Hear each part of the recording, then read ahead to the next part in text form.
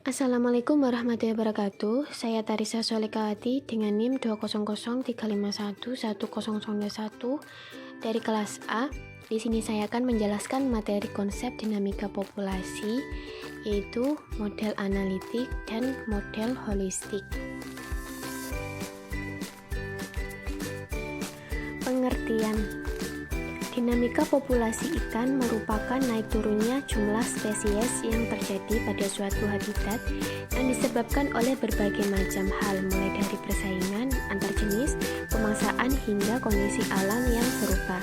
Berdasarkan dari perkembangan yang sudah terjadi pada dinamika populasi dibagi menjadi dua kata, yaitu dinamika merupakan suatu pertumbuhan atau penurunan yang terjadi pada suatu makhluk hidup, sedangkan populasi merupakan sekelompok spesies yang terjadi pada suatu habitat dengan menggunakan sumber daya alam di habitat itu untuk bertahan hidup.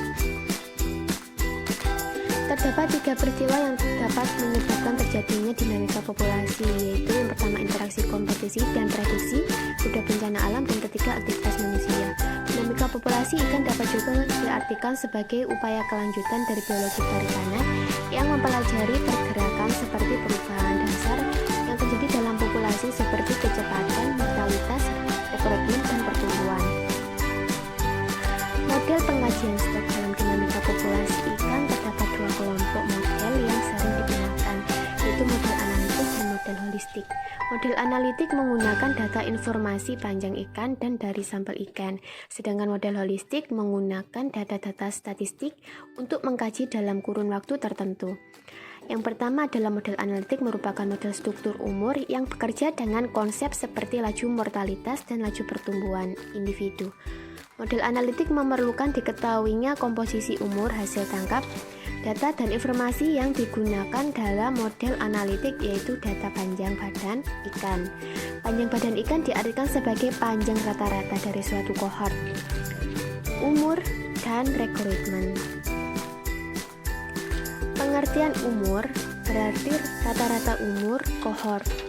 Untuk menentukan umur, kita harus mulai dengan mendefinisikan hari lahir, di mana hari menetasnya larva ikan dari telur dikatakan bahwa ikan yang baru lahir tersebut atau baru ditekan berumur 0. Model holistik sendiri merupakan model yang menganggap stok sebagai suatu biomasa yang homogen.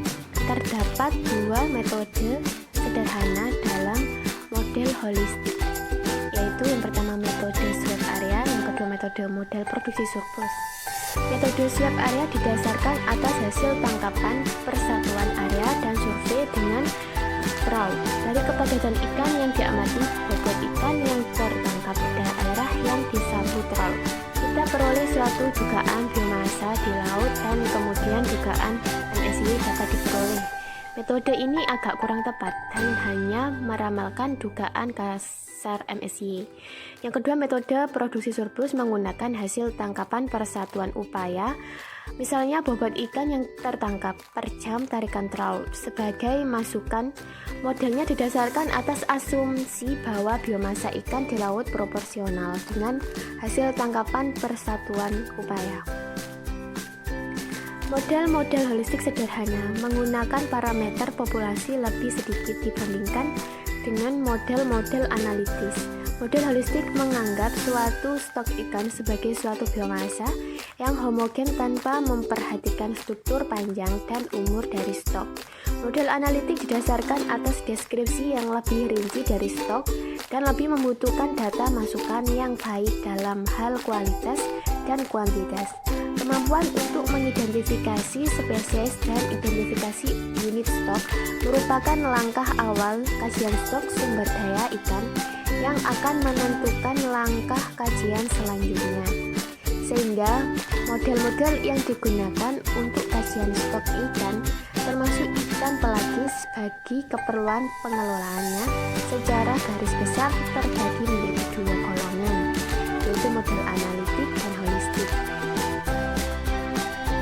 Selanjutnya, model produksi surplus dapat menentukan tingkat upaya optimum, yaitu menghasilkan hasil tangkapan maksimum yang lestari tanpa mempengaruhi produktivitas stok secara jangka panjang.